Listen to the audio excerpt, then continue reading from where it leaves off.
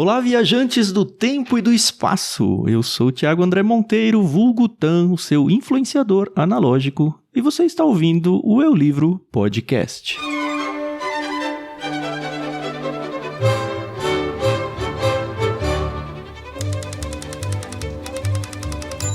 E então, aconteceu de novo. Uma fração de segundo se transformou num presente infinito. O relógio no fundo da sala parou por algum tempo. Muito? Pouco? Não há como medir quando os segundos não passam. Kaia existia em outro plano. Era ela mesma uma sensação, uma presença disforme que saiu de si e pôde se olhar de fora. Via-se sentada com suas roupas extravagantes. Via a doutora Amara e seu olhar doce e sincero. Via a cena completa, ainda estática, apenas a alguns metros de si.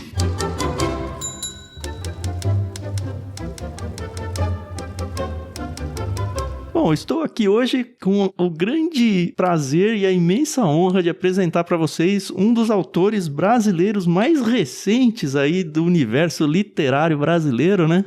Senhor Bruno Marchese, que talvez você, como ouvinte, não conheça pelo nome. Mas por que não, né? Senhor Rolandinho também. Tudo bem, Rolandinho? Até hoje eu não decidi se eu te chamo de Bruno ou de Rolandinho. Bom dia. Olha, eu respondo pelos dois. Muito obrigado pela introdução, pelo convite. E, olha, eu sou tão novato nessa história de escrita e de me apresentar como autor que é a primeira vez que eu ouço alguém lendo em voz alta um trecho do meu livro. É uma sensação bem esquisita, porque escrever é um processo extremamente solitário, então é uma novidade. Muito legal. Bom, então, se você não vive no planeta Terra ou se você é muito novo, talvez não tenha ouvido falar do nome Rolandinho ainda, mas talvez você tenha ouvido o nome dele dentro do YouTube já há muitos anos, num canal chamado Pipocando, um canal que foi encerrado recentemente. Agora o Rolandinho tem outros canais, daqui a pouco a gente vai falar sobre isso, mas é esse o nosso querido Rolandinho. Há quantos anos você estava lá no Pipocando, Rolandinho? O projeto ele tem 12 anos, né? Agora o Bruno vai continuar solo, né? O projeto fazendo outras coisas. O outro Bruno, no caso, né? O outro Bruno, somos dois Brunos. Mas foram 12 anos de muita doideira, né? Bem ali no início, quando os canais estavam virando negócios, né? E eu tenho a sensação de que foi uma vida inteira quase, cara. Eu brinco que eu tenho a sensação de que foi tudo um dia só muito longo, sabe? Porque é falando sim pra toda oportunidade e as coisas acontecendo numa velocidade muito rápida. E foi isso, foi uma coisa muito marcante. Mas você falou que foi uma vida toda, você é novo, né? Quantos anos você tem hoje? E você lembra a idade que você começou aquilo lá, não? Eu tenho 32, então eu comecei com 20. Você tava começando sua carreira profissional, né? Pô, que bom ouvir isso. Às vezes a gente se sente um pouco acabado, né? Tô com umas entradas aqui, as pessoas me chamam de dinossauro da internet, então às vezes me convencem de que eu sou velho, mas aí alguém mais velho sempre me convence de que eu sou novo, então isso é bom. As minhas entradas, elas surgiram depois que meu primeiro filho nasceu. Eu tinha cabelo igual ao seu, e aí tive que cultivar a barba. Eu brinco que hoje eu puxei o cabelo pra baixo, assim, nasceu a barba e o cabelo ficou pra trás. Alguma estratégia a gente usa, né? Bom, eu te conheci de lá há muito tempo, nunca sonhei que ia conversar com você, e o mundo não roda, né? Ele capota, né? Que dizem. As coisas acontecem de um jeito meio mágico, e recentemente eu tive a oportunidade de conversar pela internet com você. Na verdade, eu nem lembro muito bem por que a gente começou a conversar. Talvez eu tenha entrado em contato com você apresentando alguma ideia, depois de ver você anunciando o fim do Pipocando, a sua saída do Pipocando. Foi alguma coisa por aí, né? Foi bem isso mesmo. E foi legal que a gente já estabeleceu imediatamente ali uma conexão, eu diria, né? Foi muito legal. Foi uma das boas surpresas aí dessa minha fase aí de transição, foi ter te conhecido. Eu tava pensando esses dias sobre isso. Depois que a gente é adulto, a gente faz poucas amizades novas. Porque antes a gente, sei lá, tá na escola, tá num trabalho novo, muda de emprego, escritório, aquele contexto onde a vida naturalmente apresenta pessoas novas o tempo todo e algumas vão se tornando amigos. Mas conforme você vai ficando velho, ou pelo menos mais velho, você vai deixando de ter esses contextos onde as pessoas vão se apresentando. Principalmente, você deve ter passado por isso, se bem que você lida com muita gente por conta de trabalhos, de marketing, esse tipo de coisa. Mas no meu contexto, eu fui meio que saindo, abandonando os empregos formais e vivendo de internet um pouco. e meio que me ensimesmando, assim, e tendo um pouco oportunidade de conhecer gente nova. Isso é muito legal. Eu acho que também, acrescentando o que você falou, acho que a sua personalidade se solidifica, né, de uma forma que às vezes você subestima. Eu, pelo menos, tenho a sensação que esses últimos anos eu fiquei uma pessoa, não é menos flexível, eu acho que eu sou uma pessoa muito flexível com bastante coisa, mas nesse nível da amizade, de conseguir se conectar com alguém, a gente acaba ficando mais exigente, eu acho, sabe? Tem que casar melhor, não necessariamente ser parecido, não é isso que eu tô falando, não tem que ser alguém parecido com você, Sim, sim. mas tem certos parâmetros que antigamente você se ajustaria ali, né, pra fazer a coisa dar certo, e quando você vai ficando um pouco mais velho, você vai ganhando mais segurança também, né? Você fala, olha, não é pra mim, eu já sei que não vai dar liga, né? Não vai rolar. Antes, eu tenho um carrinho vermelho, você tem um carrinho azul, vamos brincar, e virou amigo, né? Agora não é mais assim. Exatamente. Não é tanto assim mais, Bom, Rolandinho segue com 3 trabalhos na internet. Um deles, o próprio canal Rolandinho, que vai falar sobre cinema, séries, um monte de outras coisas aí. Um outro canal chamado Infinitamente, que é um canal mais acadêmico, acho que é um termo bom, né? De ciência, né? E um terceiro chamado Fora da Caixa. Então, bem rapidinho, apresenta os 3 pra gente aí. É isso, no meu canal principal eu quero falar sobre cinema, séries, mas mais que isso, falar sobre histórias, né, storytelling, eu quero pegar cases legais, sejam de realizadores, criadores de conteúdo, qualquer pessoa que está contando história, criando, né, poder comentar, talvez até depois expandir para livros, mas sempre de um jeito bem abrangente, né, não vai virar um canal de livro, mas às vezes vou trazer um exemplo, comparar um exemplo de livro com filme, série, enfim. Cultural, né? Exato, exatamente. Aí o Infinitamente é um canal de ciência que eu faço com um amigo meu matemático, que é o Adrian, ele escreve os roteiros, ele é um cara assim, super inteligente e muito aplicado, né, e a gente dá vazão a essas ideias dele, a esses roteiros, de um jeito bem dedicado mesmo, né, são vídeos que a gente coloca uma energia absurda, mais de 6 meses de pós-produção, 4 ou 5 meses de criação de roteiro, mas é um projeto que a gente tem muito carinho. E por último, o Fora da Caixa, que é meu canal de tecnologia, unboxing, eu faço com o Damiani e com o Lucas, outros 2 sócios meus, que a gente se dá super bem, e é um canal onde a gente extravasa esses nossos interesses de tecnologia, então é um canal mais focado em produtos, né, e tecnologia. Uhum. E mesmo com tudo isso aí, você arrumou tempo para escrever um livro, é isso? Exatamente. Que é o motivo do nosso encontro aqui hoje, né? A gente vai falar sobre o livro Distâncias Não Existem, e talvez você encontre aí nas livrarias sob o autor Bruno Marchese. É o Rolandinho. Sou eu.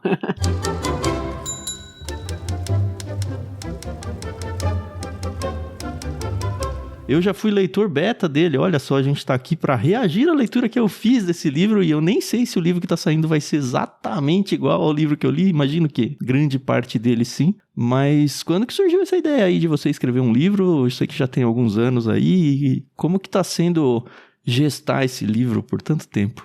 Olha, essa timeline ela é bem difusa na minha cabeça porque não foi uma experiência pontual a decisão de escrever e também ter a ideia formada do que é o livro. Vou explicar. Eu já de muito novo sempre tive vivo em mim esse desejo de escrever e escrevia bastante. Muita coisa que, né, acabou não sendo nem publicada, tal. Quando estava na época de escola, criei jornal na minha escola do interior e escrevia já meio mini críticas de filmes que eu assistia, escrevia sobre os livros que eu estava lendo. Tive a sorte de também ter um lar com um pai leitor, então tinha muitos livros na minha casa e eu morava a 8 quilômetros do centro da minha cidade de 30 mil habitantes. Então, eu morava bem isolado. No caso, não é São José de Cupertino, não, né? Mas é como se fosse São José de Cupertino, com certeza. Eu tive uma infância bem solitária, no sentido de que a minha irmã nasceu quando eu tinha 8 anos já. E eu tinha pouquíssimos vizinhos que ficavam a quilômetros e quilômetros de distância. Então, os livros foram uma grande companhia pra mim quando eu era bem mais jovem, né? Não tinha internet ainda, né? Não, até porque foi engraçado que meu pai trabalhava com internet, ele é de TI, ele foi a pessoa que trouxe a internet pra cidade, ele tinha o primeiro provedor de internet lá, mas ela não chegava na nossa casa, porque tava a 8 quilômetros do centro, então demorou muito pra fazer a internet chegar lá. Enfim, então assim, a primeira parte, né, é essa, é a minha formação como leitor e como alguém que gosta de escrever, mas sendo mais direto, numa viagem, e eu resgatei essa data recentemente, já faz mais ou menos 10 anos que eu tive esse momento, assim, que é, digamos, a gênese do livro, é eu voltando dessa minha cidade para a minha cidade que eu moro, que é São Paulo, né? Eu fazia muito essa viagem para visitar minha família, às vezes de madrugada, nesse dia específico era um fim de tarde, assim, e Eu conectei algumas coisas, eu sou um cara que gosto muito de viagem no tempo, gosto de conceitos de ficção científica, que é um dos meus gêneros favoritos. Tava pensando sobre isso e me surgiu uma ideia, assim, de justamente relacionar essa coisa do espaço-tempo que existe dentro da física como algo muito consolidado ali com Einstein, etc., nessa relação toda. Mas eu não tinha visto ninguém que tivesse feito isso ainda dentro do gênero de ficção científica e fantasia, meio como antagonizando ou relacionando essas duas coisas materializadas em capacidades, poderes, etc. Então eu pensei, pô, seria legal, né? Pessoas que têm poderes relacionados com o espaço e pessoas que têm capacidades relacionadas com o tempo e como isso ia interagir numa história. E junto disso já me surgiu, digamos, o argumento principal do que vai ser aí destrinchado e vai aparecer depois no último livro com mais detalhes e tal, né? Então essa linha geral da história, ela me apareceu nessa viagem e foi uma viagem que eu tive esse momento de pegar o celular e gravar várias mensagens de áudio pra mim mesmo, de uma maneira talvez até um pouco irresponsável, porque eu tava dirigindo, mas né, fui clicando no gravador ali, gravando. Quem nunca, né? Hábito que se tornou uma coisa muito maluca, essa coisa de fazer as anotações das ideias, né, no meio da madrugada, enquanto tô dirigindo. Não, se você não faz, você acorda e não lembra o que pensou. Então esse foi o primeiro momento. Então, 10 anos atrás eu tive esse momento. E aí, só colocando mais um ponto importante pro livro, numa viagem que eu fiz pra Hungria, eu fui pra Budapeste, inclusive foi uma viagem muito legal, que eu fui conhecer o Will Smith, foi uma coisa muito louca que aconteceu. Eu fiz essa viagem sozinho, então tive muito tempo sozinho, foi ali que eu, digamos, consolidei melhor as regras do jeito que o tempo e o espaço funcionam no meu livro. Foi uma viagem que eu passei o tempo todo deliberando sobre isso e cheguei ali numa coisa que eu mais ou menos gosto, e uma parte do conflito ali tem a ver com uma regra bem específica que eu tive a ideia durante essa viagem. Então, não sei se eu respondi bem, mas... Não, respondeu. Inclusive essa parte das regras, pro leitor mais chato, e eu posso dizer que eu talvez seja um deles, fica, deixa eu encontrar algum furo aqui, sabe? Na forma com que o universo funciona. Eu acho que, enfim, faz parte do autor planejar isso e cuidar para que, de fato, nenhum buraco seja encontrado. Pelo jeito, você trabalhou bem forte nisso, né? E para não enfadar o leitor no processo, né? Porque eu acho que essa é o equilíbrio que a gente tá buscando, né? Se você explica demais também as regras, fica aquela coisa chata de acompanhar, né? O famoso infodumping. Mas esse equilíbrio é muito difícil de alcançar. Não sei se alcancei, mas é um dos grandes pontos de tensão aí da escrita, com certeza. Desse gênero, pelo menos. Essa é a sua primeira tentativa de escrever um livro, mesmo que não publicado? Olha, eu tive uma outra tentativa de uma ideia que eu escrevi, digamos assim, uns 6, 7 capítulos. E ficou aí. Que já era um drama, não era fantasia. É algo que eu tenho arquivado. Eu tenho um certo carinho por essa... Eu, na verdade, herdei algumas pautas, algumas coisas de personagens, etc., desse livro para esse que eu escrevi agora, né? Tem uma coisa que eu acho de escritor novato, que eu não li de ninguém, é uma regra que eu criei pra mim mesmo, que é assim, cara, eu tenho que usar todas as minhas armas agora. Se eu ficar economizando ideia boa agora, cara, então eu fiz mesmo que um exercício, assim, de...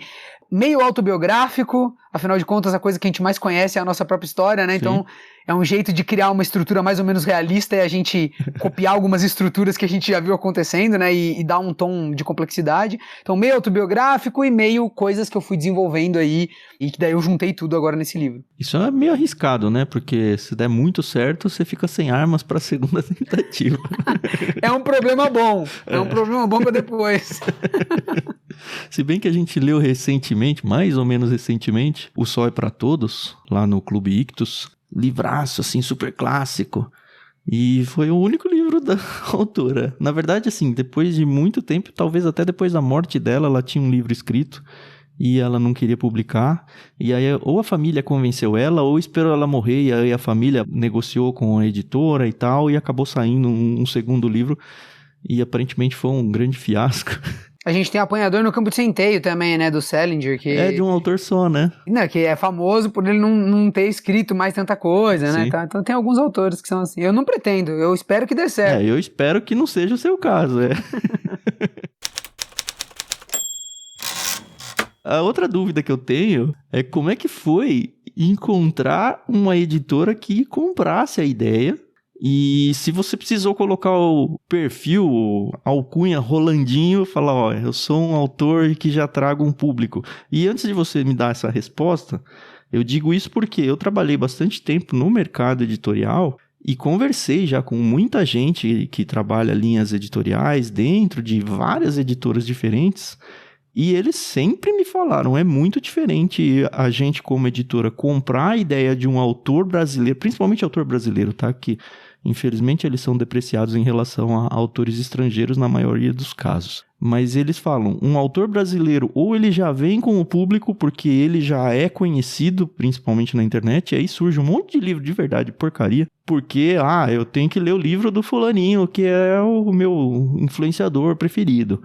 E quando é um autor desconhecido, é muito, muito raro uma editora brasileira comprar a ideia e falar, não, vamos lançar alguém do zero, sabe? Como é que foi a sua trajetória em relação a isso? Olha, foi uma das partes mais difíceis, sendo bem sincero com você. Eu fiquei até bastante frustrado, eu descobri bastante coisa sobre o mercado editorial, né, que eu tenho certeza que tem desafios gigantescos na nossa época, aqui no Brasil, eu entendo todo o contexto, né, então não tô nem apontando, assim, um culpado, mas fato é que é uma situação muito complicada para quem quer ser autor e para quem quer começar, justamente porque a sensação que dá é que o mercado ele nem tem braço suficiente para investigar esses livros, entende? Eu acho que existem dois problemas, né? A gente poderia imaginar que a maior parte dos livros, eu acredito que isso em qualquer área criativa, né? A maior parte dos vídeos, a maior parte das ideias de roteiro e tal, elas não são boas mesmo, né? Acho que faz parte, é um caldeirão ali que pouca coisa merece mesmo ver a luz do dia, né? E acho que o desafio é você conseguir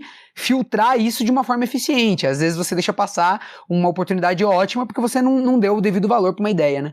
Mas acho que aqui no mercado editorial, pelo menos o que eu senti como autor iniciante é que muitas vezes as editoras não tinham um braço para olhar a minha ideia. Eu recebi inclusive informações de editores que trabalham na área tal, de que realmente esse diagnóstico ele é real, assim, no sentido de que várias editoras estão muito focadas em fazer traduções e localizações de livros que são sucesso internacional, quase como se isso fosse uma receita muito mais garantida do que você fazer aposta num autor nacional.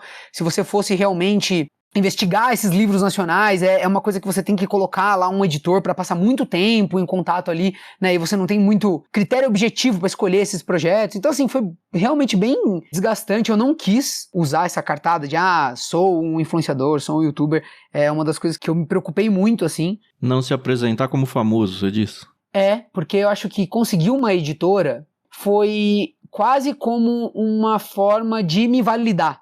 É quase uma autoafirmação, assim, porque eu sou muito inseguro ainda com toda essa questão do meu livro. Eu era muito mais, aí depois a leitura beta talvez não tenha me dado tantos insights, assim, a respeito do que fazer com a história, mas foi uma experiência deliciosa e foi uma experiência que me deu muita energia para continuar escrevendo e acreditar mais no livro. Então, nesse sentido, acho que ela foi bem útil, porque eu realmente era super inseguro, assim, e acho que encontrar a editora foi, assim, a validação final, sabe? Uhum. E acho que esse processo de procurar por eles foi frustrante justamente por causa disso, assim, é difícil receber resposta. Quando você dá essa cartada, você também recebe uma coisa contrária, que é a pessoa aceitando sem nem ver direito o material, o que eu também negava, porque já me mostrava que o projeto ia ser tocado de uma forma que não era a que eu queria, né? Eu queria alguém que olhasse o material mesmo e se fosse publicar, fosse pelo mérito do material, e foi muito difícil encontrar essa situação. O Stephen King conta bastante sobre como foi para ele encontrar a primeira editora que comprasse ele, né? Se eu não me engano, ele contou essa história no livro Sobre a Escrita, um livro muito legal. Acho que eu até te recomendei, você falou já ali.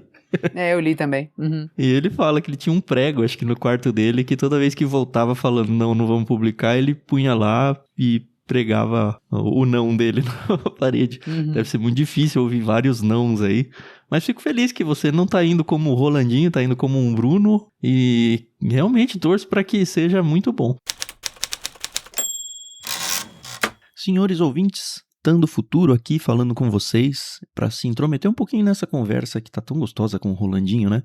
Mas eu não podia deixar de avisar vocês que estão ouvindo esse episódio na sua data de lançamento ou muito próximo disso. Eu tô falando aqui de junho de 2026.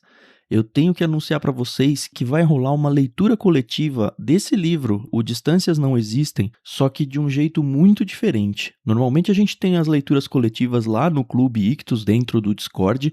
A gente vai falar um pouquinho sobre isso no final desse episódio ainda, mas a ideia avançou de um jeito muito mais legal. O que eu quero dizer com isso? A gente não só vai fazer a leitura coletiva com vocês, com cronograma de leitura, tudo como vocês já conhecem lá no Discord, mas a gente vai fazer com que as reações de vocês, leitores, sejam feitas em áudio lá no Discord, para que a gente possa colecionar esses áudios de vocês reagindo à leitura no final de toda a experiência e construir com essa colcha de retalhos um episódio novo para o Ictus Podcast, falando sobre a experiência de ler esse livro junto com vocês.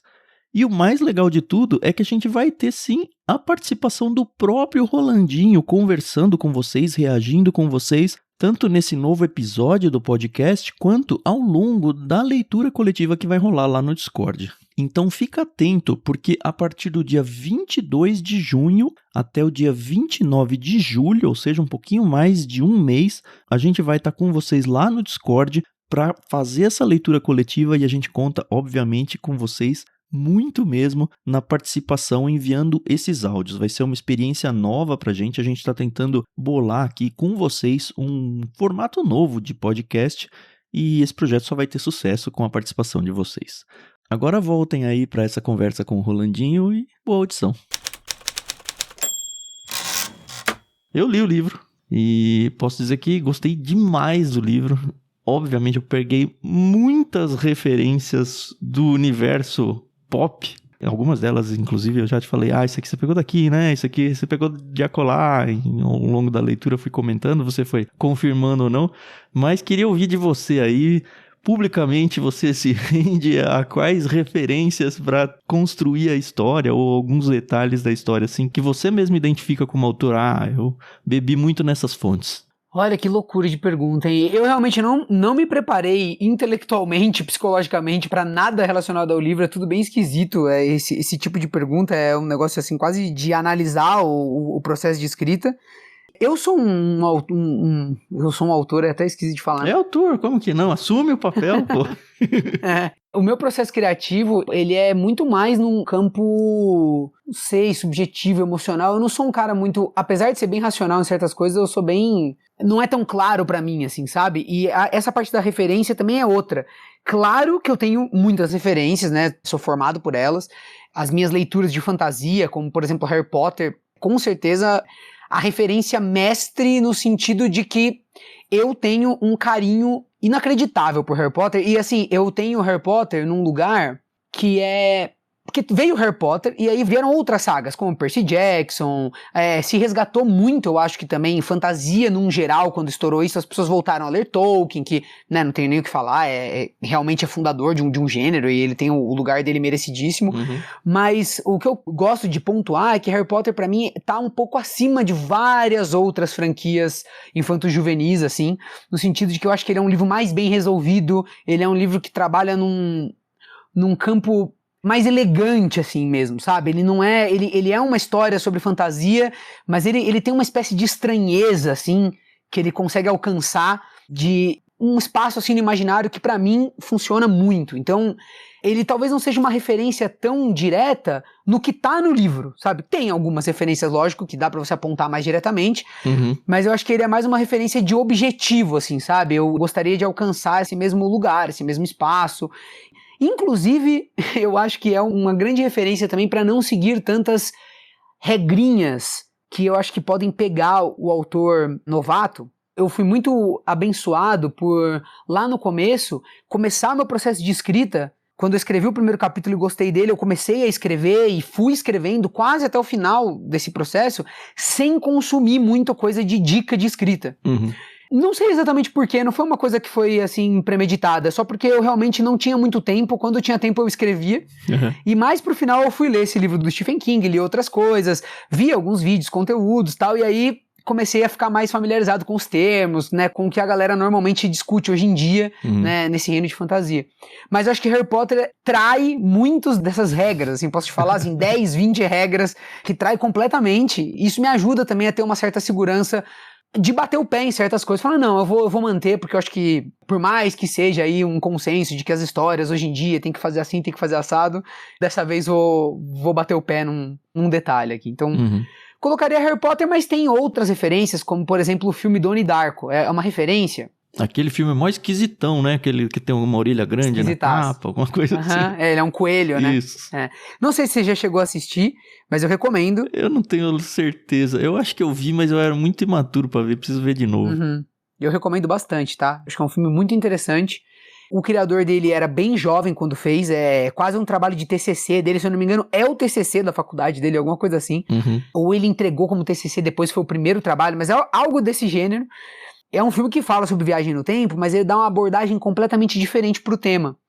E ele é muito corajoso em abordar isso sem explicar quase nada pra quem tá assistindo. Então é um filme extremamente confuso, mas que ele dança numa linha bem específica, assim. Você fica confuso, mas você acompanha, digamos, a primeira camada de acontecimentos, você consome ela completamente e você fica confuso quase na mesma medida que os personagens da história estão confusos com o que está acontecendo, entendeu? Então você experimenta uma confusão semelhante, e aí se você quiser investigar, você consegue depois encontrar, e eu tenho um vídeo de 1 hora sobre isso que eu fiz, e que foi um dos vídeos que durante a minha carreira mais fizeram sucesso, porque eu fiz uma teoria minha sobre e tal. Então foi a minha paixão. Tá onde esse vídeo? Hoje em dia tá no meu canal, lá no Rolandinho, eu trouxe ele comigo quando eu saí do Pipocando, então tá lá pra vocês assistirem, chama Entenda Donnie Darko, é um vídeo bem clássico. E, enfim, então assim, a minha paixão por viagem no tempo, lógico, tem várias outras referências e tal, mas acho que se consolidou com esse filme também. Então ficam 2 grandes referências aí. Você mencionou aí, minha formação, a gente nem perguntou, né? Qual que é a sua formação? Você veio das letras? Como é que é esse negócio? Afinal de contas, você tá escrevendo um livro? Não tenho formação, na verdade, né? Eu passei por algumas universidades. Com 18 anos, eu fui pra UFSCar fazer ciências biológicas. Eu queria estudar genética, queria estudar evolução. Junto com isso, surgiu minha primeira oportunidade de trabalho. Eu faço vídeo desde que eu sou muito novinho mesmo, 11, 12 anos. Mas surgiu a minha primeira oportunidade profissional de gravar mesmo pra uma marca, tal, que era a Sky na época. Foi aí que eu conheci o Bruno, que foi meu sócio por muitos anos. E aí eu abandonei essa faculdade eventualmente porque eu me mudei pra ela, entrou de greve, ficou 7 meses em greve, eu vim morar em São Paulo e acabei não voltando.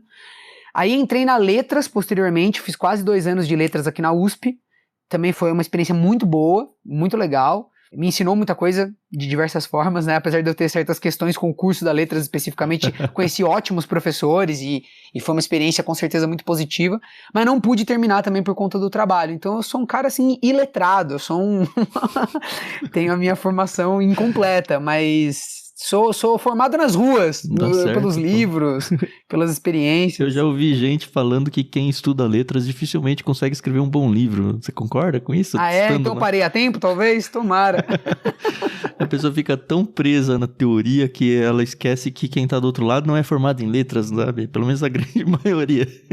Não sei se é verdade. Eu acho que a formação em letras, o que eu tenho inveja, a inveja do bem, por exemplo, ter uma base de latim, que eu fui forçado a ter, sabe, porque eu tava fazendo uma graduação, francês, por exemplo, um negócio que eu poderia ter aprendido muito mais. Eu acho que o conhecimento em diversas línguas amplia a tua forma de entender a linguagem, e acho que isso vira uma ferramenta muito potente na mão do escritor, que acho que permite você olhar a coisa por ângulos completamente inovadores, né? O jeito que as línguas tratam verbos, tratam adjetivos, você ter isso aí no seu arsenal, acho que objetivamente te transforma num autor mais competente. Agora, talvez, se você não tiver um preparo psicológico para ter uma certa distância do que você está aprendendo, você pode ficar preso a certas regras, né? Formulações que não são muito sadias para quem está criando, com certeza. E última pergunta antes da gente entrar na história em si. Você estudou, se preocupou em traçar uma jornada do herói na sua história completa? Ou a coisa só nasce meio que automaticamente? Então, esse automaticamente, não foi tão premeditado. Eu não fui aquele autor que sentou e falou, não, eu quero que seja uma jornada assim, o meu personagem ele vai estar passando por certa dificuldade em certo momento, a superação vem aqui, né, mais ou menos no fim da história. Não foi esse o meu processo. Aliás, só um parênteses pro ouvinte, o Rolandinho. A jornada do herói é praticamente uma técnica, tá? Onde você tem checklists ali, ó. O personagem tem que ter um mentor, ele vai passar por isso, e aí tem a frustração, e aí tem a derrota, e aí tem a reviravolta. Enfim, se a gente for pegar praticamente todas as grandes histórias, as grandes sagas, você passa exatamente pelos mesmos pontos. Você acaba caindo, né, num lugar comum. É quase como se fosse impossível fugir disso, né? O máximo que você consegue fazer é uma antítese disso, e aí você tá espelhando isso inverso, né? Então é difícil fugir. A negação da jornada do herói acaba sendo quase como replicá-la, assim, porque, né, fica muito óbvio que você tá tentando fugir da estrutura. Então, por saber disso, eu também não me preocupei tanto. Eu sei que essas coisas emergem quase que naturalmente quando você começa a estruturar uma história que vai acompanhar um protagonista passando por desafios, né? Mas é claro que eu tenho uma consciência dessas estruturas por ter consumido muitas histórias, por ser um cara interessado por isso. Então eu não me preocupei tanto com isso. A minha preocupação foi muito mais no sentido de duas coisas, né? Simbolicamente, quais os temas que eu queria tratar. Essa história sempre, ela nasceu já meio que como uma história para tratar de certas coisas que no início não eram tão claras para mim, mas conforme a própria história foi mostrando, não, vai ser mais sobre isso do que sobre isso, eu fui abandonando certas coisas, dando mais ênfase a outras, né? Então foi uma jornada de descoberta, de entender os temas da história e dar vazão a eles, né? De uma forma gostosa, gradual, interessante, que também não dê respostas prontas. Então essa era uma preocupação muito grande. E também, no certo sentido, desenvolver essas personagens, sabe? Eu também descobri que o meu processo também partiu muito disso, né? Então, respondendo você, não. Sim e não, né? Ao perceber que, depois da história mais ou menos criada, eu olhei pra ela e falei, tá, como é que tá a jornada do herói, né? A gente tem reviravoltas, a gente tem esse senso de... Uma coisa que eu gosto de colocar também é aquilo do personagem perceber... Eu espero que não esteja tão transparente na minha história, mas eu gosto desse dispositivo de... E no fim do dia, o personagem percebe que tudo que ele precisava era aquilo que ele já tinha no início, ou que ele não percebia, ou que ele desvalorizava, né? Eu acho que isso é uma coisa que eu gosto disso, porque eu acho que tem tudo a ver com o processo de crescimento na vida mesmo, né? A gente tende a não enxergar as coisas mais valiosas quando a gente é mais jovem, a gente mira em objetivos muito mais concretos, e aí eu acho que os 30, que é onde eu tô, é uma jornada da gente se reconectar com essas coisas, né? E perceber ali É que você não chegou nos 40 ainda. Só vai melhorando essa percepção da vida, assim. Você percebe que o que tava do lado sempre foi mais importante, sabe? Você que sempre delícia. Tentou se afastar daquilo que... Nunca deveria ter tentado, sabe?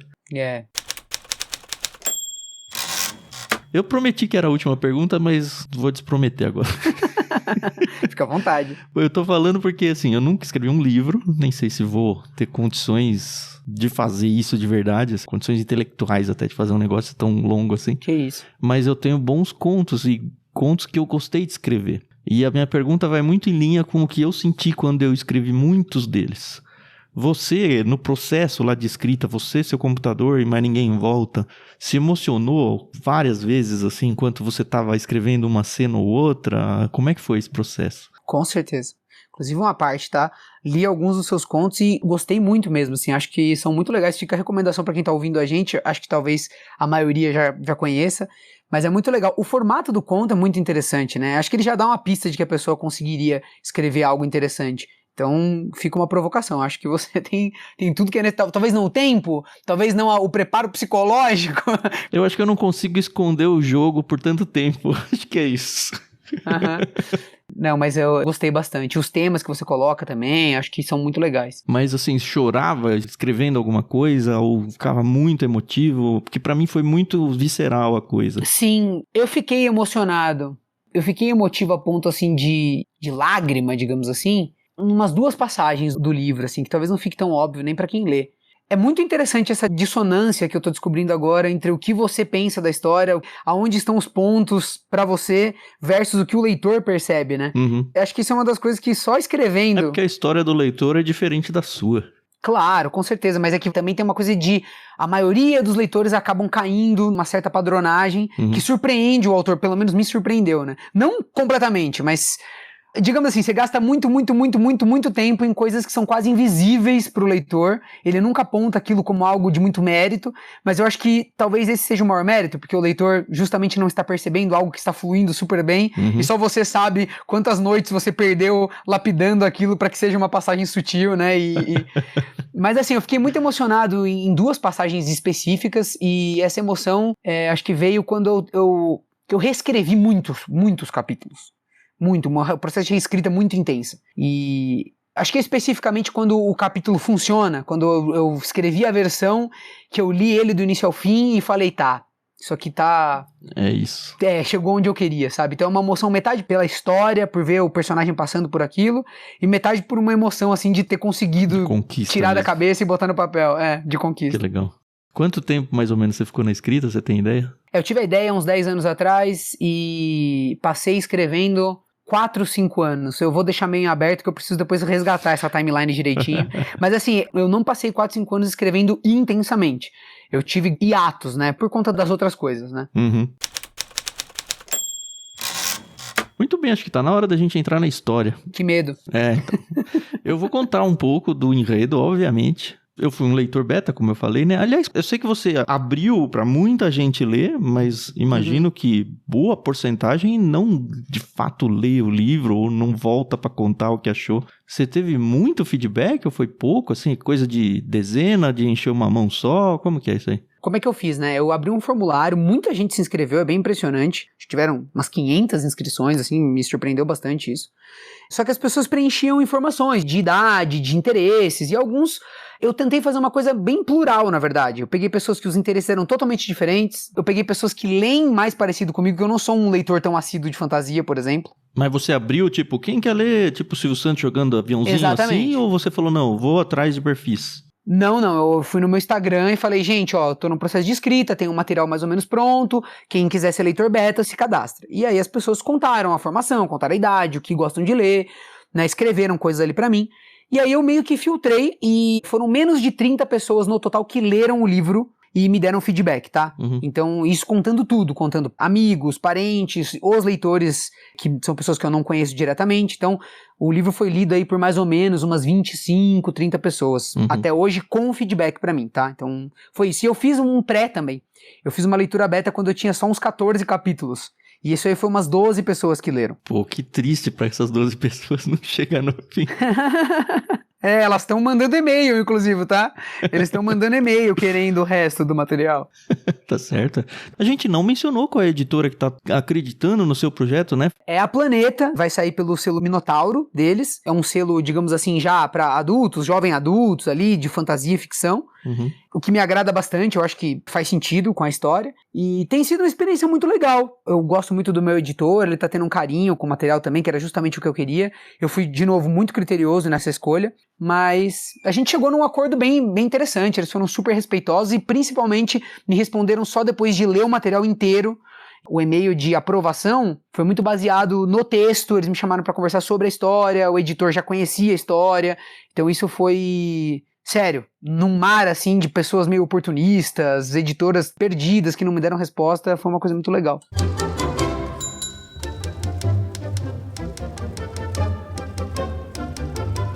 Agora sim, história.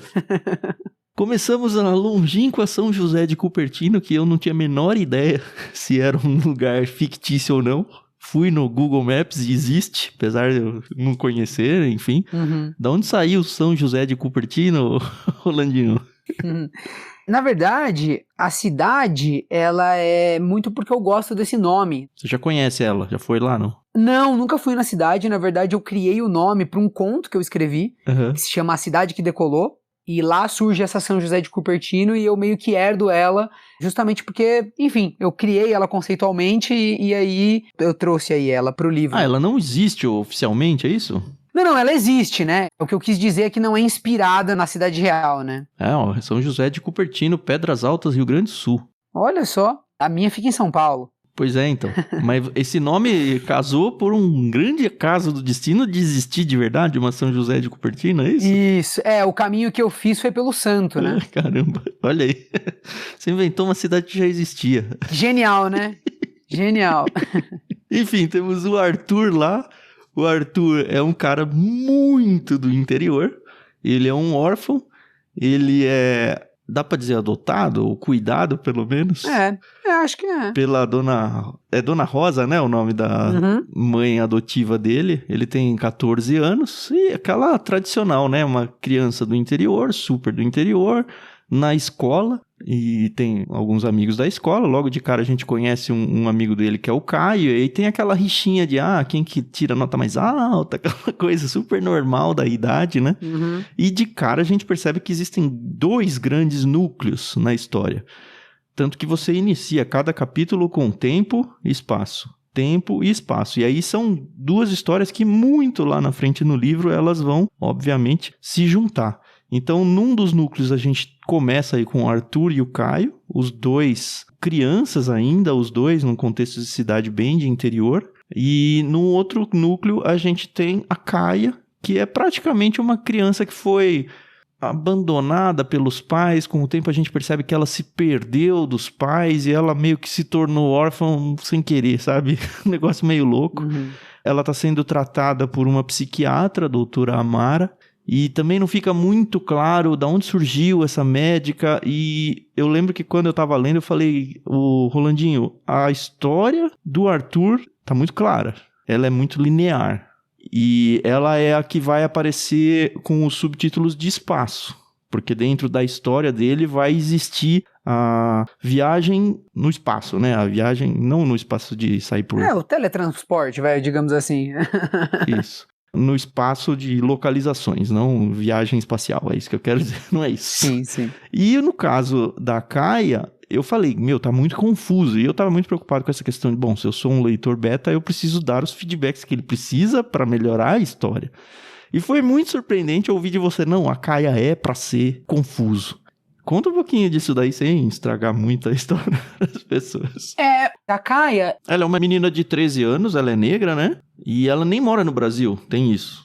Isso. Ela é da África do Sul, né? Isso. E aí, o meu objetivo era falar sobre viagem no tempo, mas não exatamente viagem... Existe o componente da viagem no tempo, mas seria mais uma sensibilidade ao tempo, né? Então seria quase como se a pessoa percebesse o tempo de um jeito diferente, meio assíncrono, e brinquei também com uma questão de que se você de alguma forma está acessando o tempo sem a sua presença física, o seu cérebro de alguma forma tem que significar esses sinais que ele está recebendo, ele tem que dar imagem, ele tem que dar forma a esse sinal que ele está recebendo, então ele vai buscar algum tipo de padronização ali, subconsciente, né, etc, para criar essas imagens, né. Então a Kaia é uma menina que muito jovem, ela começa a ter umas visões, ela tem uns sonhos esquisitos, às vezes ela tem uns sonhos que ela não são sonhos exatamente, que ela está acordada.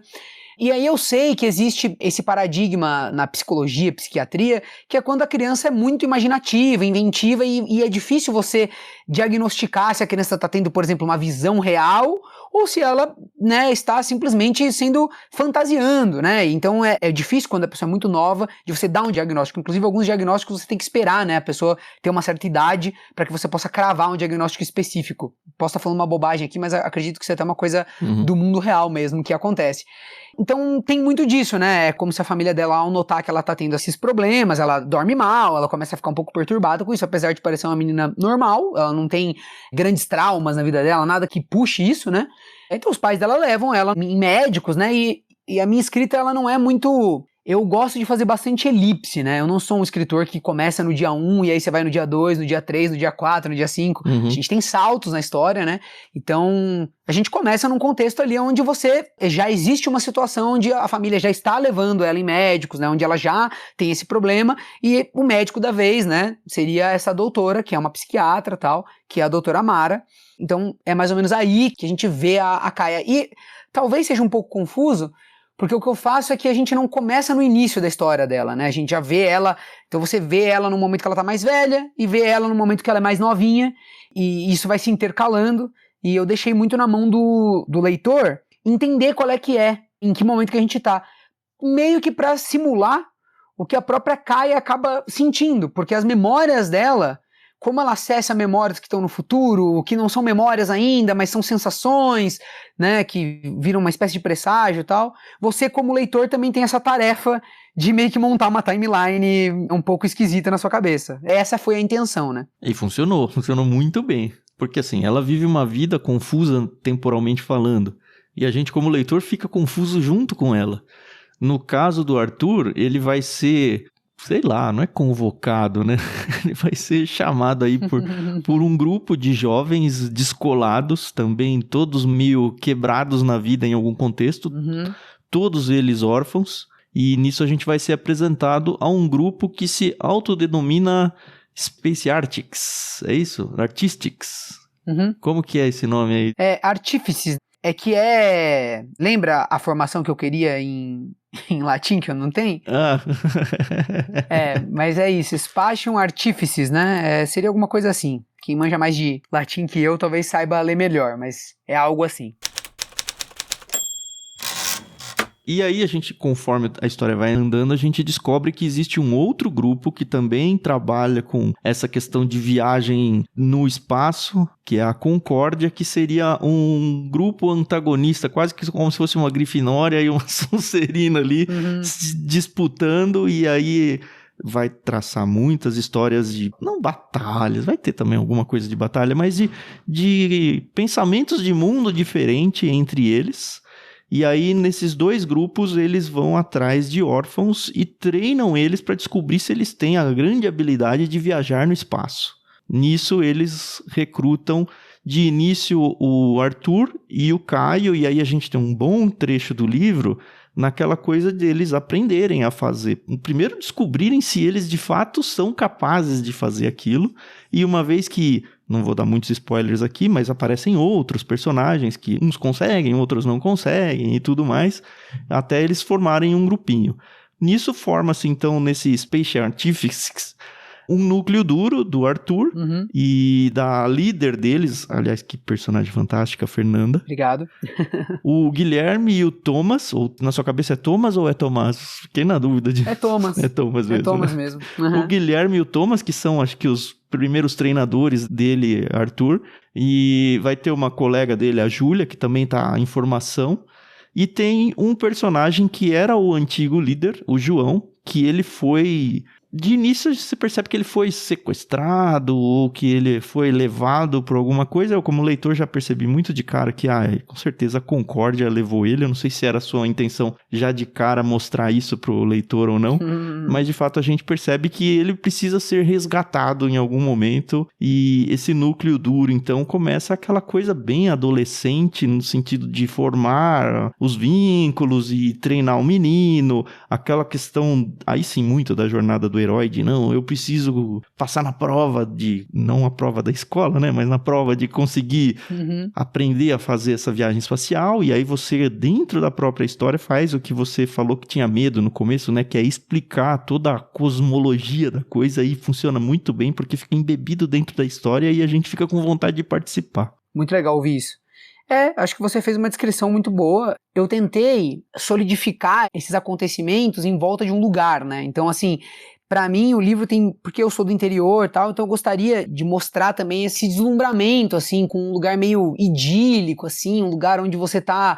Sei lá, eu sempre sonho com isso, sabe? Um lugar verde, amplo, aberto, onde os adultos não podem te incomodar, sabe? E você tá livre ali pra conhecer as suas amizades, pra testar coisas, pra crescer, se descobrir... É quase como um lugar de fantasia pra mim mesmo, assim, abstrato, né? E é mais ou menos pra onde eles vão, né? Inclusive, esse nome difícil aí da organização deles, né? A gente chama no livro inteiro como Deslocados, né? Como se fosse o grupo deles, né? Isso. Que é uma brincadeira justamente pelo fato de que eles são pessoas também esquisitas, né? Eles são jovens que fica meio que subentendido na história que por conta do tipo de cabeça que você tem que ter para conseguir manifestar essa habilidade, você é um jovem que tem uma memória melhor, você costuma ser, assim... Não mais inteligente, mas você acaba tendo uma diferença dos outros jovens, digamos assim, né? Você é uma criança diferente. Então, e por conta disso, vem essas coisas de que você se sente um pouco deslocado, né, no seu ambiente natural, e você vem pra esse lugar onde as pessoas são mais parecidas com você. Então tem esse momento aí do livro, né, que foi uma decisão bem complexa quando eu tava escrevendo, de realmente dar valor, digamos assim, acreditar que o leitor gostaria de se encantar por essas coisas que acabam sendo singelas, né? Sei lá, uma cabana, um lugar no meio do mato. Você, como autor, você sempre pode dar menos foco para essas coisas, né? E focar mais numa questão de acontecimentos, ação e tal. E eu gostei de acreditar nisso porque, primeiro, eu quero que seja um livro brasileiro, num sentido bem, digamos assim, de signo, né? A infância no Brasil, ela passa um pouco por isso, né? A gente fica com as capitais na cabeça, né? Mas o Brasil é feito de muitos municípios pequenos, né? Como que eu cresci. E muitas pessoas têm essa identificação com uma infância onde você, né, pegava a bicicleta e ia andar no meio do nada. Então, eu quis trazer isso pra história de alguma forma, né? E usar esse lugar que eu conheço muito bem, essa sensação. Quis replicar isso, né? E aí fica uma coisa meio que... Como eu tô fazendo uma história onde os personagens eles vão se deslocar no espaço, ou seja, eles querem ir a lugares diferentes, na minha cabeça era importante que a gente gostasse dos lugares, que a escrita também mostrasse esses lugares como lugares interessantes, quase como se eu como autor não valorizar o espaço onde a coisa está acontecendo, tô traindo o próprio encantamento daquela habilidade, né? Então por que eu quero viajar no espaço se os lugares não são né, coisas interessantes? Então eu dei um certo protagonismo, eu acho, nesse momento, para essa coisa de pessoas convivendo no mesmo ambiente, né? Eu gostei muito do que você fez de trazer o Brasil para dentro da história. É muito raro de verdade, até porque muitos dos livros nem são de autores brasileiros, né? Mas a gente ter o Brasil meio que como um protagonista da história. A gente vai ter isso aí, talvez em Macunaíma, mas é que Macunaíma é muito longe dessa questão literária até. Macunaíma é meio doido, não sei se você já teve a oportunidade de ler ele. Já tive. A gente tem até episódio lá no Ictus Podcast falando sobre ele. Se não me engano, a gente fez um diário de leitura comentando trecho a trecho do livro. É bem interessante. Mas, ao mesmo tempo que você trabalhou essa brasilidade da história, você tem personagens como a Kaia, da África do Sul, você tem personagens argentinos nesse núcleo aí. É o Thomas que é argentino, né? É, exatamente. E aí você traz muito a questão do gosto do futebol, sabe? Essa questão do... Deixa eu aproveitar a paisagem e os locais, muito realmente solidificado, principalmente na personagem da Navalha. Pra mim, as duas personagens mais legais, tá? A Navalha e a Fernanda. Legal. Muito, muito legal. Você fez essa mistura de menino, menina, essa questão dos deslocados, não só intelectualmente falando, como você falou, não, eles têm uma memória melhor e tal, mas todos eles sendo órfãos, tendo que vencer aquela barreira de ninguém gosta de mim, todo mundo me abandonou e de repente eu tenho um grupo que todo mundo se gosta, mas eu como órfão criei uma casca na minha vida e eu não quero me entregar a ponto de aceitar que é possível alguém gostar de mim, sabe? E você percebe isso muito em todos eles, e obviamente o Arthur sendo o protagonista nesse lado da história, você percebe esse medo de se entregar dele. E se frustrar, né? É, então você já me confidenciou que isso foi proposital e você fez isso muito bem. Pô, obrigado. Como é que foi construir isso aí? Era essa a ideia mesmo, né? É muito legal ouvir isso, porque a gente nunca sabe se a mensagem vai chegar, né? Ou como vai chegar. E... eu acho que justamente essa é a coisa, né? Inclusive tem até um pouco a ver com... não quero revelar demais, né? Mas tem um pouco a ver com o motivo de ser necessário ser órfão. É assim que eles procuram, né? Eles procuram os deslocados em potencial, olhando crianças que são órfãs, né? Esse é o método deles de encontrar novos deslocados, né? Fazer o recrutamento. E tem a ver do jeito que esse conceito funciona, né? De você estar apegado ao lugar de onde você veio, ter raízes ou não ter raízes, né? Enfim, a brincadeira é toda meio por aí. E eu acho que, é claro que fica extremado quando você tá falando de um órfão, mas eu acho que é uma sensação que é muito relacionável. Muitas pessoas devem passar por isso. Eu suspeito até que aquelas pessoas da sua escola que eram os queridinhos, os populares, isso também tem uma espécie de solidão. Porque eu acredito que a juventude ela é muito solitária. Eu acho que a gente começa a ter companhia de verdade quando a gente é mais velho, né? Quando a gente é muito jovem, a gente é muito inseguro. Então a gente é performático também, né? A gente não consegue mostrar as cartas de verdade. Eu acho que só quando você vai ficando mais velho que você consegue se abrir de fato e mostrar quem você é. E aí essas conexões se formam de uma maneira que você controla melhor. Quando você é jovem, você faz, sim, conexões muito fortes, mas você não decide muito, né? É uma coisa de acaso, assim. Às vezes você se conecta com alguém... você até tenta muito não se conectar, você se protege, você põe barreira, você finge que você é o que você não é, mas às vezes é tão forte, né, essa coisa do destino, que duas pessoas acabam se conectando, sim.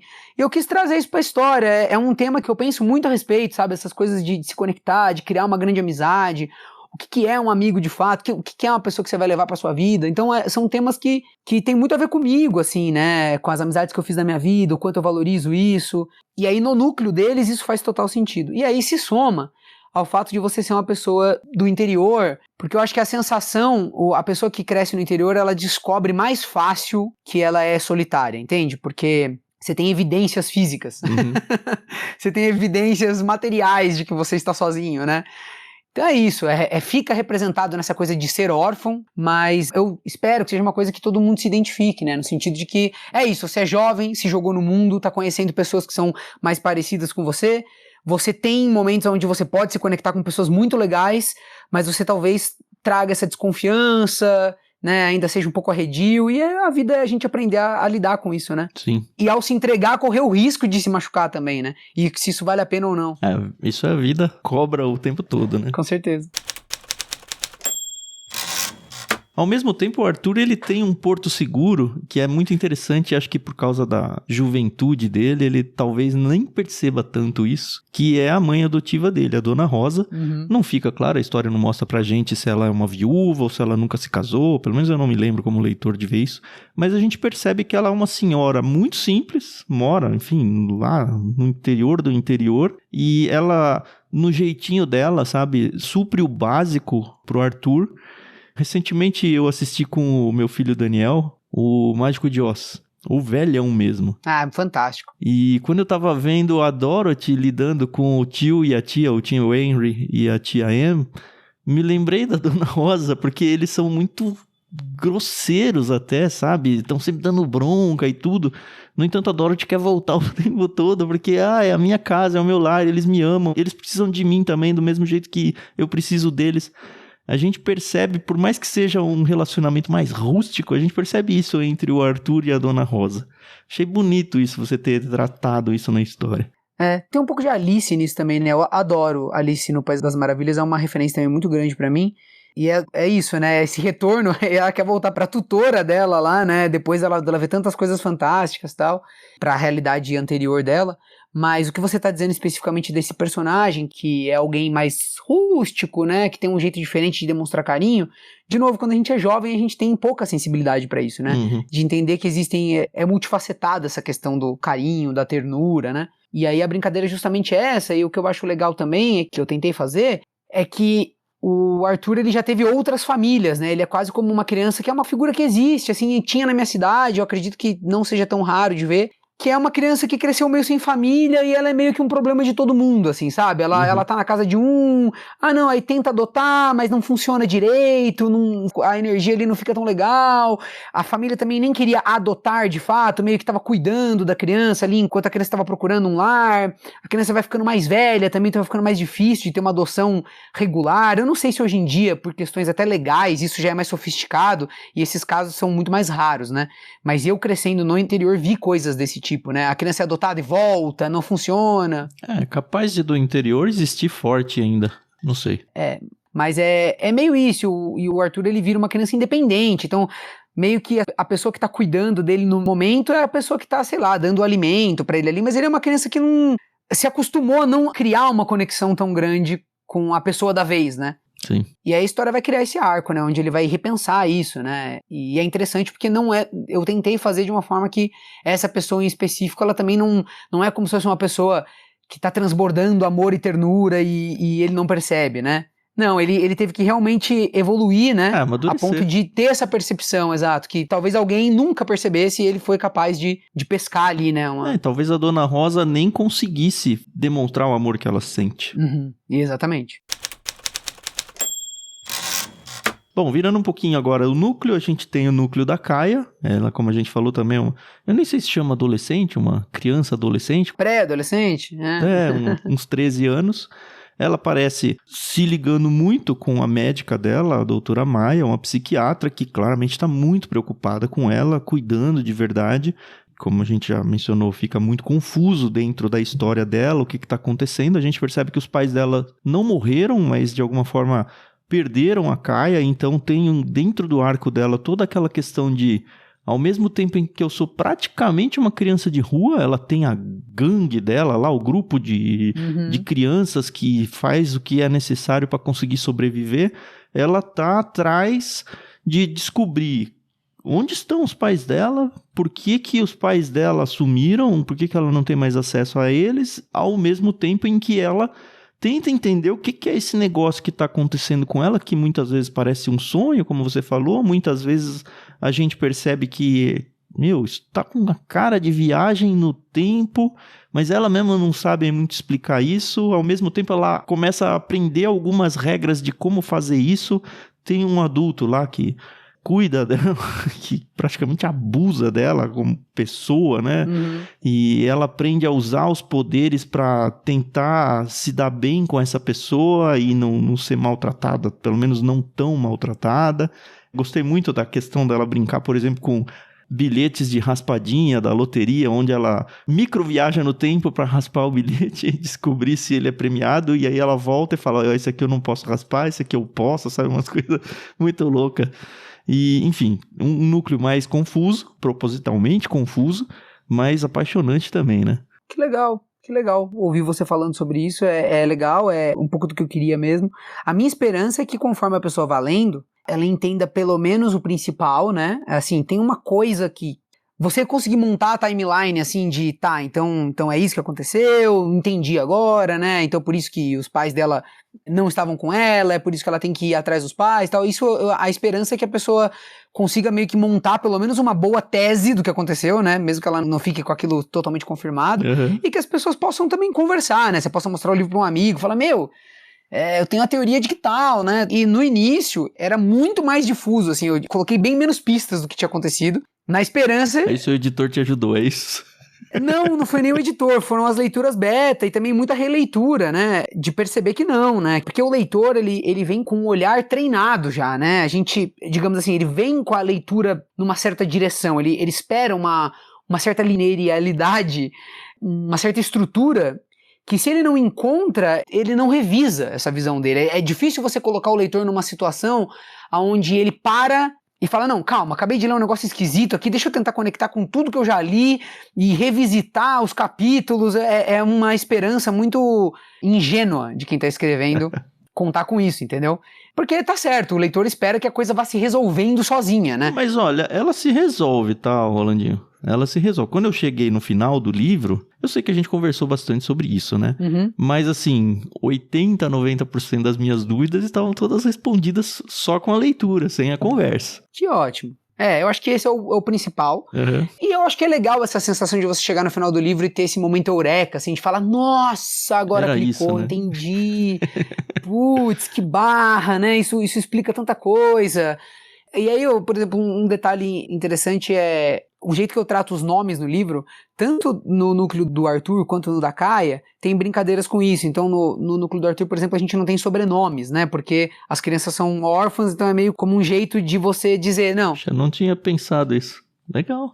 Camadas. Todo mundo aqui é igual nesse sentido, né? A gente não pertence muito ao lugar de onde a gente veio, a gente não tem muita origem. E no da Kaia, tem um capítulo onde eu mostro ela bem criancinha, e ela tava com uma outra pessoa, um casal, no caso, que também explorava ela e outras crianças, né? E eu também chamo os pais dela de homem e mulher, e é o mesmo jeito que eu chamo esse outro homem que agora tá com ela quando ela tá mais velha, um pouco mais velha, né? E é uma brincadeira também de meio que equiparar essas figuras, né? Pra ela, são pessoas que passam pela vida dela e que exploram ela, né? Que veem ela como um produto ali, um jeito de garantir a própria existência. É uma realidade muito cruel, assim, né? E são figuras horrendas que se aproveitam dessas crianças de diversas formas. Então, é um jeito de também deixar a coisa meio nebulosa, assim, né? Não tem um nome, não é o cara que está fazendo aquilo. São vários caras. Né? A gente imaginar que durante a história dela pode ter acontecido diversas vezes, né? E a gente não vai ver isso muito próximo, né? O núcleo dela, eu me identifiquei muito com o Capitães de Areia, que eu li também faz menos de um ano. Me lembrou muito, até pela brasilidade, por exemplo, que o caso dela nem é Brasil, né? Mas são países que têm semelhanças, né? Pois é. Os dois núcleos, a gente vê o Arthur tentando fazer parte da Spation Artifices, e a gente vê a Kaia na jornada dela de preciso encontrar os meus pais. De alguma forma, que não tem graça nenhuma a gente contar aqui pra vocês, esses núcleos obviamente vão se unir e os dois personagens vão se conhecer. Isso aí vai acontecer mais ou menos o quê? Nos 2/3 do livro, assim, deixando 1/3 do livro para uma história já mais unificada, onde vai ter toda a saga seguindo com esses dois personagens se conhecendo, o Arthur e a Kaia. Obviamente eles se tornam amigos e os poderes aí vão de alguma forma se somar.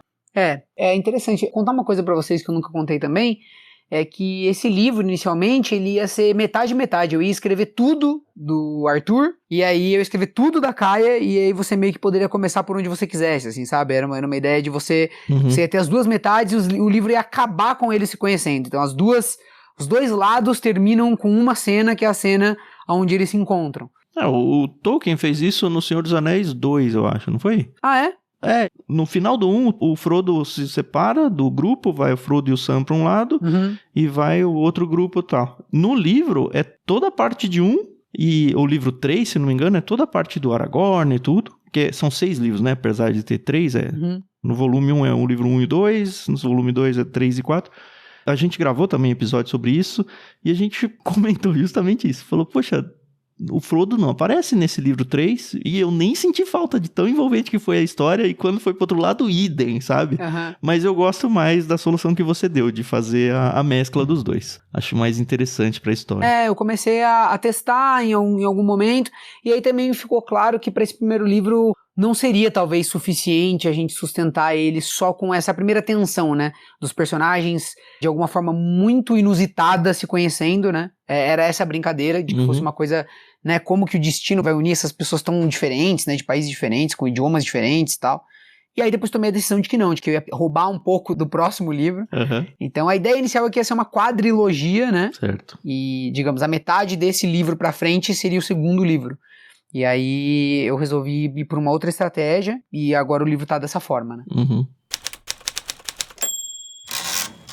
Agora, se a gente tivesse parado até aqui, a história ela se sustenta o suficiente para se tornar um excelente livro pensando num público young adult. E venderia muito bem, porque a história é muito envolvente, é muito gostosa a história, você fica, sabe, empolgado com o que está acontecendo, eu quero saber isso e aquilo, aquele outro. Mas, para mim, leitor de mais de 40 anos, aí, mais pro lado dos 50 já do que pro dos 40, tem um detalhe que faz com que o livro se torne diferente. Eu consigo colocar ele como um livro adulto, tirar ele da prateleira do juvenil e ir para a prateleira de um livro adulto e um livro adulto bom. Por que isso? Várias vezes, várias mesmo, ao longo do seu texto, ele me fez pensar sobre as coisas da vida, sabe? Isso para mim é uma característica muito forte de uma história madura, que não pretende só contar uma boa história, e de fato você estava contando uma boa história, mas que faz a gente pensar na nossa própria história ao longo da leitura. Eu trouxe até um trecho do livro aqui que vai mostrar para vocês, ouvintes, o que eu quero dizer com isso. Mas essa é uma característica curiosa do tempo, e só daqui consigo percebê-la. Se soubéssemos sempre quanto nos resta, se conseguíssemos estimar quando será o fim de tudo que é importante, ficaríamos reféns de sentimentos tão fortes que não seríamos capazes de reagir. Atônitos, desesperados por aproveitar cada segundo, jamais seguiríamos em frente. É a ilusão da continuidade, a fantasia do infinito que nos empurra adiante. Se soubéssemos quanto tempo nos resta, não teríamos tempo algum. O que eu quero dizer é assim, você percebe que isso aqui não faz parte do enredo da história, mas é uma coisa que convida a gente como leitor a falar, para um pouco a história e pensa no que está por trás de tudo isso, sabe? O famoso subtexto, as famosas camadas textuais. Seu livro é recheado disso, e é isso que transforma a boa história que ele tem num livro que não é só um livro juvenil, e espero que as crianças e os jovens que forem ler esses livros percebam que eles, como seres humanos, amadurecem também lendo uma história gostosa. Caramba, é tudo muito emocionante pra mim essa coisa, porque só agora eu tô conseguindo enxergar concretamente esse livro existindo, assim, né? E você lê uma passagem que eu gosto também. E é isso, né? Eu acho que é impossível escrever um primeiro livro, pelo menos, sem que ele seja muito autobiográfico, assim. Eu descobri isso. É uma estratégia você ser autobiográfico e esconder o jogo, se puder, entendeu? No sentido de que se você escreve sobre o que você conhece, você escreve melhor. Se você é um autor já amadurecido, você vai ter um poder de abstração maior, então você vai conseguir falar de coisas que você viveu experimentando através das leituras, experimentando através da imaginação, né? Mas o que eu digo que tem um exercício assim de biografia é porque essas coisas são as coisas que eu mais penso. Eu tentei tratar das coisas que eu mais passo tempo, assim, refletindo sobre, E é o que eu também amo na literatura, né? Por isso que pra mim é tão difícil essa parte agora da edição do livro e de fazer um alinhamento mais publicitário da obra, porque em qualquer decisão, seja pra decidir o título, seja pra decidir a capa, seja pra tomar a decisão de como apresentar o livro, me incomoda um pouco quando a gente se afasta dessas outras características do livro, que foram tentativas de fazer um texto que propusesse alguma reflexão em algum momento, né? E que pudesse fazer isso que eu acho que a ficção e a fantasia fazem muito bem, que é a gente poder transformar ideias que são difíceis de colocar em palavras em conceitos mágicos, né? Em conceitos de ficção científica, em conceitos de fantasia, quase como se você pudesse olhar para as ideias, né? Então a ficção ela consegue fazer muito isso. Quando você cria uma viagem no tempo, quando você flexibiliza um conceito como o tempo, você está fazendo isso com os sentimentos também, porque a gente existe nessa camada temporal, né? A vida é percebida um segundo depois do outro. Então, se a gente tá brincando com o tempo, você vai ser ingênuo se você só colocar esse conceito. Ah, não, e aí o personagem viajou no tempo. Não, mas como?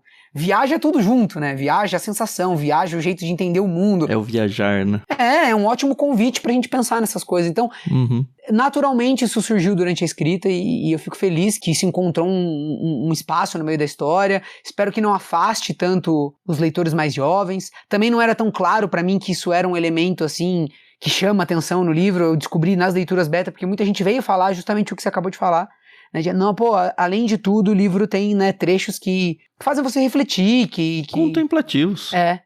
Eu entendo que o livro bom, ele é um espelho que mostra coisas que um espelho normal não mostra. E esses trechos fazem isso com a gente. Eles fazem a gente pensar sobre nós mesmos, sobre as nossas crenças, sobre os nossos jeitos de enxergar o mundo, sobre as decisões que a gente toma na vida, em coisas corriqueiras, sabe? Eu tô lendo uma história que você falou, é uma história fantástica, é uma história de ficção científica, mas nunca essa história esteve tão próxima de mim quanto está agora, quando eu leio esse tipo de trecho. Que demais.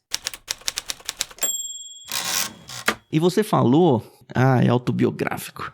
O tempo todo eu fiquei, num primeiro momento, pensando que a sua autobiografia estava mais próxima do Arthur. Talvez pelo fato de você ser um homem e o Arthur ser um menino. E ter toda a questão do interior, estar no Brasil e tudo mais. Num segundo momento eu falei, bom, deve ter um pouco de Kaia também. Eu até te perguntei, não sei se você vai se lembrar disso, se seus pais eram vivos. Porque eu não sabia se você era órfão, de tanto que você me convenceu que você conhecia o universo órfão. Só que aí no finalzinho do livro, eu acho que não é um spoiler, porque o tempo todo o livro vai falando, só que a gente não se dá tanto conta disso. O narrador, ele parece ser um narrador em terceira pessoa na maior parte do tempo. Mas muitas vezes você fala, poxa, acho que o Rolandinho deu uma patinada aqui, porque o narrador de repente se tornou um narrador em primeira pessoa. E isso seria um erro comum de um escritor novato, sabe? E esse primeira pessoa não era nem o Arthur, nem a Kaia, nem nenhum outro personagem. E aí no final do livro a gente descobre que vai surgir nos próximos livros aí quem é o narrador do livro. E aí eu coloquei hoje todas as minhas fichas de que esse novo narrador aí, que estava o tempo todo contando a história pra gente como alguém que faz parte da história, é o Bruno Marchese dentro da história. Tô viajando ou as minhas fichas estão mal apostadas, bem apostadas? Não, eu acho que elas estão bem apostadas. Sabe por quê? Porque eu acho que todos os personagens, não todos não, mas vários, alguns, eles têm partes de mim, assim, né? E eu vou te explicar de que forma. Tem personagens que são traços de personalidade que eu desejo, entende? É como eu quero que eu seja. São coisas que eu busco, coisas que eu valorizo em alguém. Tem outros que são, com certeza, as minhas inseguranças e é o modo como eu opero no mundo, sabe? Eu copio um pouco dessa estrutura, sabe? Os lugares comuns onde eu caio. Não foi algo tão, num primeiro momento, deliberado, feito de propósito, mas depois de escrito, lendo, eu consigo perceber que é como se eu tivesse esse grande jogral, assim, onde você tem a minha personalidade, você tem o que eu tô buscando também construir enquanto, né, ser humano, adulto e tal.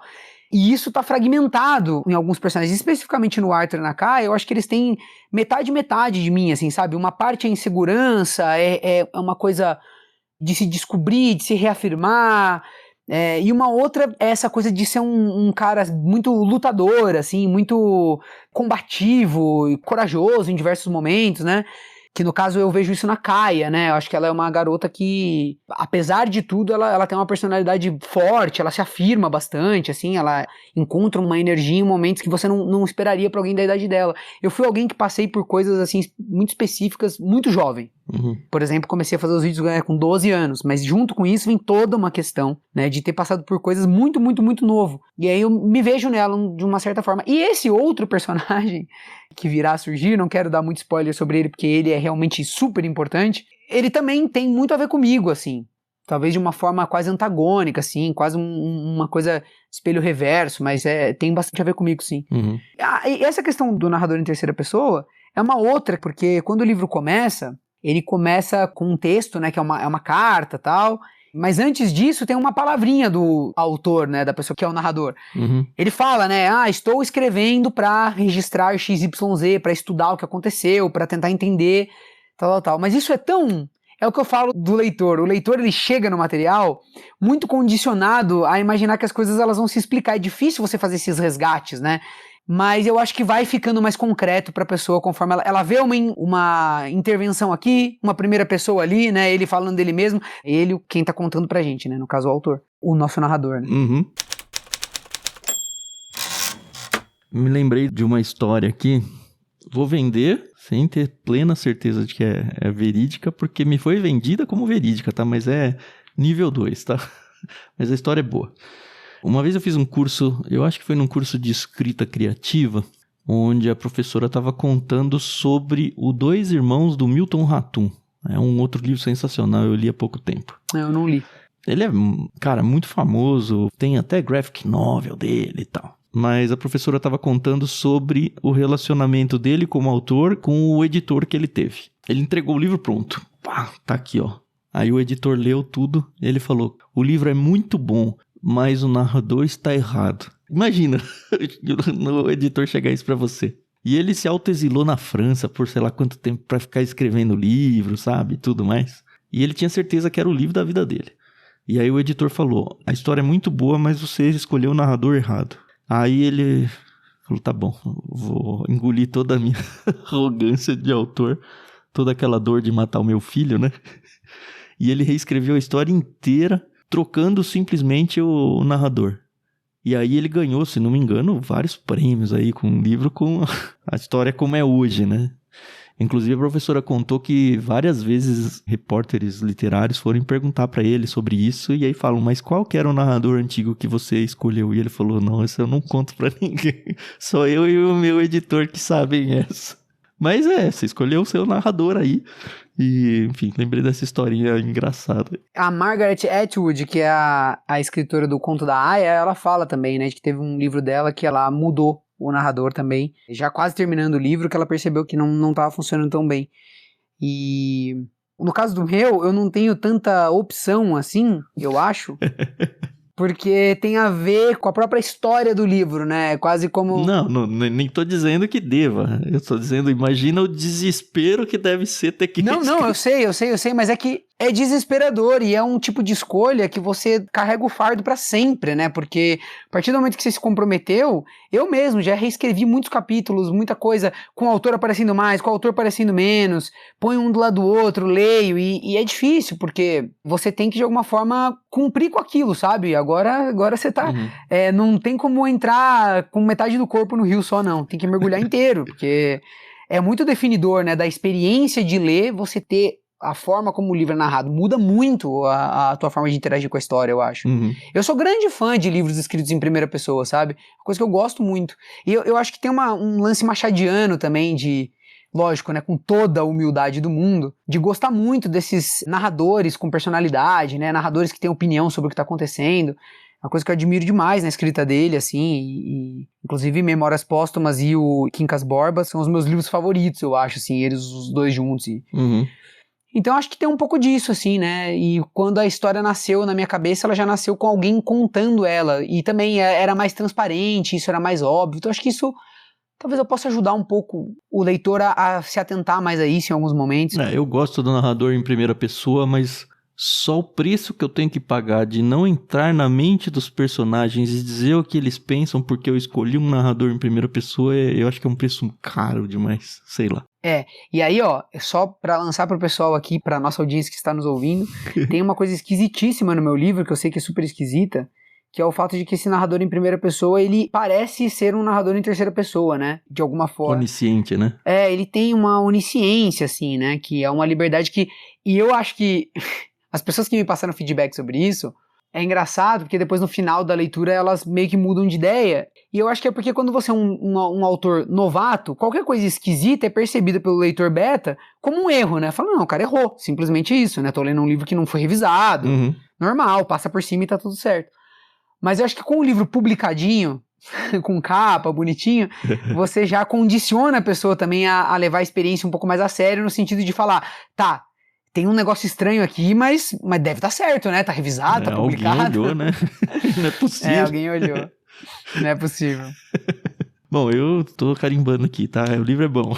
Legal, Leiam. obrigado.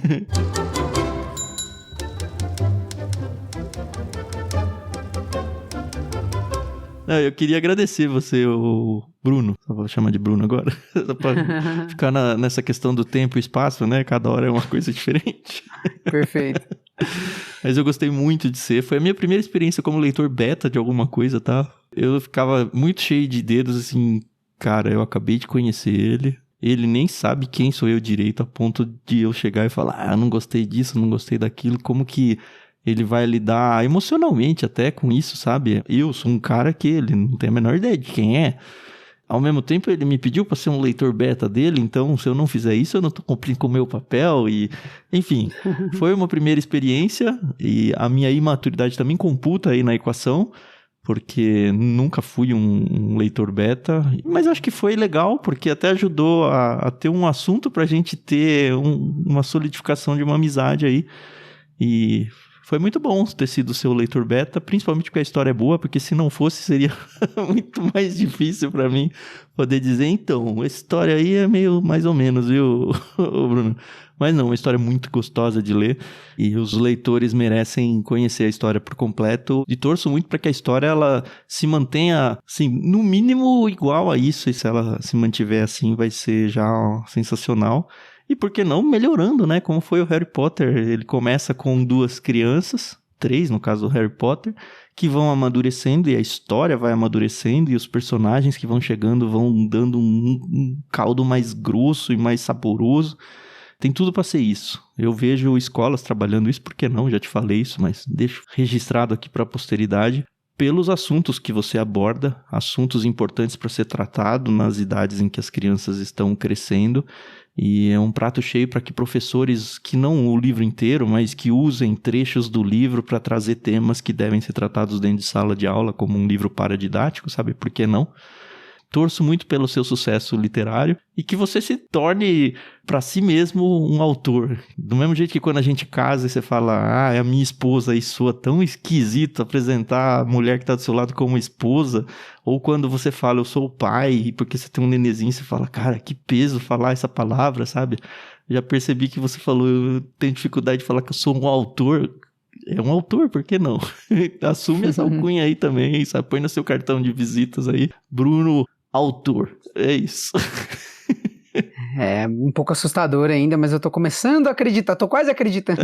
São muitos anos de paixão pela leitura, pelos livros, a literatura me deu tanta coisa, tantos professores, né? Eu tenho uma ligação muito íntima com os livros que eu leio, os meus anos são muito diferentes por conta dos livros que eu escolhi ler naqueles anos, então... É por isso que eu coloco isso num espaço tão sagrado pra mim, assim, da minha vida, sabe? Que acho que é por conta disso que pra mim é um pouco diferente só assumir que o meu livro para de pé, assim. Mas eu venho trabalhando isso, acreditando cada vez mais. Agradecer muito o teu tempo, você foi extremamente generoso comigo mesmo durante a sua leitura e os seus feedbacks foram úteis de verdade, assim, sabe? De todo mundo que leu, assim, acho que você foi muito pontual, soube dosar bem o que você estava falando e aceitar também, né, porque acho que quando a gente é convidado a opinar numa coisa criativa, é muito fácil você tentar impor, né, é natural, né, fala, pô, mas poderia ser desse jeito e não daquele outro, e é difícil isso, né. A história é sua, não é minha, pô. É muito complicado isso. Então, acho que você foi extremamente, assim, eficaz na sua leitura. Agradeço seu tempo de verdade. Você é um cara ocupado e mesmo assim, né, separou um tempo para fazer isso. E no mais, fico muito contente de estar sendo ouvido aqui sobre o meu livro. Eu sou extremamente carente sobre isso também, então estou sempre disponível para falar sobre ele, para falar sobre literatura em geral. Agradecer a audiência aqui do podcast que está nos ouvindo. E me colocar disponível para o que precisar, e tô torcendo muito pelo meu livro também, tô torcendo muito que as pessoas gostem, né, quem sabe algumas pessoas já leram, né, o livro já existe fisicamente, isso é um grande sonho para mim, Espero poder concretizar e de alguma forma aqui também fazer algo legal com o pessoal que tá ouvindo a gente aqui, não sei, me coloco muito disponível pra gente pensar alguma coisa e, sei lá, eu aparecer aqui, responder as pessoas, fazer uma conversa aberta, eu sou muito acessível. Por que não? A gente tem o Discord aqui, para organizar uma leitura coletiva. Para quem não sabe, a gente tem o Discord dentro da comunidade do Ictus. Se você quiser fazer parte, é só acessar bit.ly/leitura coletiva. É um espaço aberto, gratuito, onde a gente organiza várias leituras coletivas e com certeza esse livro do Rolandinho vai entrar aqui. Talvez já esteja aí rolando essa leitura coletiva, então acessa o link, tem na descrição do programa aí, e aí você espero que esteja junto com a gente aí para ir respondendo. Cara, é muito legal você ler um livro e ter o próprio autor respondendo as suas dúvidas, por que não? Eu não vou responder tudo, hein, pessoal? Eu tenho que aprender a ser um cara misterioso, eu sou um cara muito, muito aberto com as coisas, tudo. Entendeu? Eu tenho que ser mais misterioso, mas é isso aí. Foi muito gostoso esse papo. Tô aprendendo a falar sobre o livro e hoje acho que foi a vez que eu mais falei sobre ele, assim, de uma forma mais aberta e foi muito legal. Que legal. Eu espero que tenha aqueles lançamentos em livrarias e tal, tiver um evento de lançamento, se tiver, e for aqui em São Paulo, imagino que vai ser, né? Com certeza eu vou estar por ali. Você estará convidadíssimo, com certeza. Muito show, então. Obrigado, senhores ouvintes, por estar com a gente nessa conversa aqui. Comprem o livro, sejam bons leitores, venham ler com a gente, traz o seu feedback aí, marca o @clubeictus. Qual que é o seu @ no Instagram pro pessoal marcar também? É, @RolandinhoBR. Tudo junto, sem underscore, nem nada? Nada. Em todas as redes você me acha. Beleza, então. Marca aí, fala, ouvi lá o podcast, tô lendo o livro. Dei de presente, presentei as pessoas aí com livro. Cara, livro é sempre bom. A minha esposa fala, é muito difícil dar presente pra você, Otan. Falei, é nada, só me dá livro, que tá valendo. É sempre fácil. Exatamente. Beleza, então, até a próxima, muito obrigado e tchau, tchau. Tchau, pessoal.